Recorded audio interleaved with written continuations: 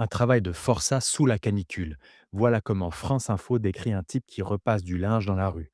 Pas un mineur de fond, un repasseur. Oui, oui, t'as bien entendu. Allez, on décortique. L'article, c'est France Info, ce 29 avril 2026. Un reportage. Je cite, c'est beaucoup trop chaud, je suis épuisé. À New Delhi, la température atteint les 43 degrés en plein mois d'avril. 5 biais dans un reportage de 400 mots, dans un média de service public. Allez, on y va. Alors, le biais numéro un, je cite l'article. Un travail de forçat sous la canicule. Forçat. Voilà le mot. Un forçat, c'est un condamné aux travaux forcés, au bagne. C'est une charge symbolique gigantesque. Et c'est ce mot que le journaliste pose sur un homme qui repasse du linge. Ça, c'est du langage orienté. Un article neutre aurait écrit un travail physique pénible sous une forte chaleur, ou même un métier exposé à la chaleur. Mais non, le journaliste a choisi forçat, parce qu'il voulait le pathos. Il voulait que vous serriez les dents en lisant. Et ce n'est pas isolé. Le même article vous parle de l'asphalte qui irradie d'un dôme de chaleur, d'Indiens qui doivent s'armer de patience. On est dans le registre du film catastrophe, pas du reportage météo. Alors la prochaine fois que tu vas lire Forçat, Dôme ou S'armer de patience dans une dépêche, tu sais maintenant ce qui se joue. On te raconte une histoire, on ne te livre pas un fait. Mais c'est pas fini. Je cite un autre passage. Pourtant, dans ce quartier, la résignation l'emporte sur la plainte. La résignation l'emporte sur la plainte. Comment le journaliste sait-il ça? Il a fait un sondage de quartier? Il a interrogé combien d'habitants? Il en a cité 3. Ça, c'est de la lecture de pensée. Le journaliste prétend savoir ce que pense et ressent collectivement un quartier entier. Il décrète une humeur, une attitude, un état d'âme d'Indien depuis son carnet de notes. Un article rigoureux aurait écrit: les personnes interrogées sur place semblent s'accommoder de la situation. C'est moins beau, mais c'est vrai. Et c'est important, parce que la résignation des Indiens, comme entre guillemets, sert un récit. Le pauvre, courbé, qui subit. Cliché orientaliste à pas cher. Dans un reportage en France, on n'écrirait jamais que la résignation l'emporte dans une zone industrielle de l'île en pleine canicule. On dirait que les ouvriers sont en colère. La prochaine fois qu'un journaliste dit ce que ressent collectivement une foule, tu te poses la question. Il l'a interrogé ou il l'a imaginé? Et là, ça se corse. Je cite: c'est bien plus chaud que l'année dernière, affirme Rénu durant une pause. C'est le changement climatique. D'accord. Rénu dit que c'est plus chaud. Rénu attribue ça au changement climatique. Très bien. Rénu n'est pas climatologue. Rénu donne son ressenti, mais elle a le droit. Le problème, c'est pas Rénu, c'est le journaliste. Parce que son boulot à lui, c'est de vérifier. Quelle était la température moyenne à New Delhi en avril 2025? Combien de jours au-dessus de 40? L'an dernier, et il y a 5 ans, et il y a 20 ans, aucune donnée dans l'article. Zéro, pas un seul chiffre comparatif. Ça, c'est de l'affirmation non étayée.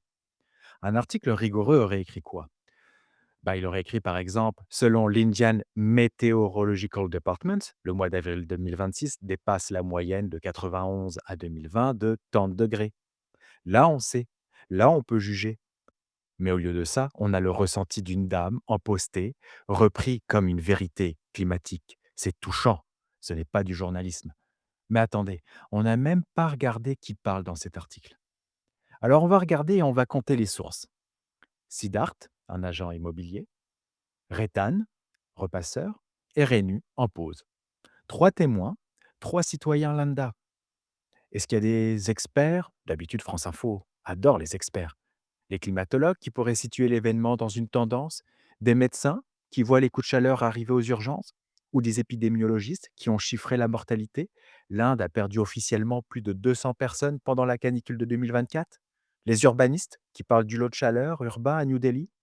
Non. Les chercheurs qui ont calculé combien de jours de productivité l'Inde perd chaque année à cause de la chaleur. Personne. Pas un. Ça, c'est du biais populiste. Toute la parole est donnée à l'homme de la rue. Aucune voix experte. Et le résultat, c'est qu'un sujet scientifique, le climat par exemple, la santé publique ou l'adaptation des villes, est traité exclusivement à hauteur d'anecdotes. Puis ça, les anecdotes, ils les prennent uniquement quand ça les arrange. C'est chaleureux, c'est humain, mais c'est aussi journalistiquement creux.